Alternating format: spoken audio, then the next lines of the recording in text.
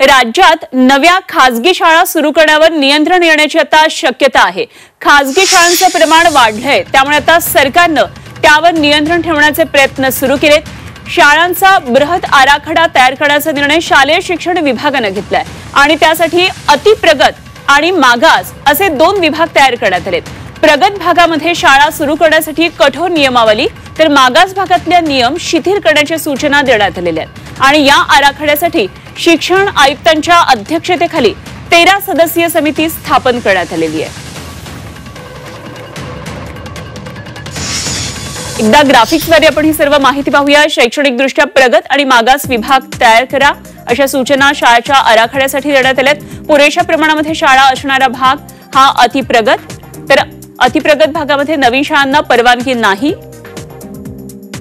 शाळेजवळ नव्या शाळेला परवानगी नसावी, काही सूचना यामध्ये करण्यात आल्यात। आराखड्यामध्ये मागास भागातल्या शाळांसाठी काही नियम शिथिल करण्यात आलेत।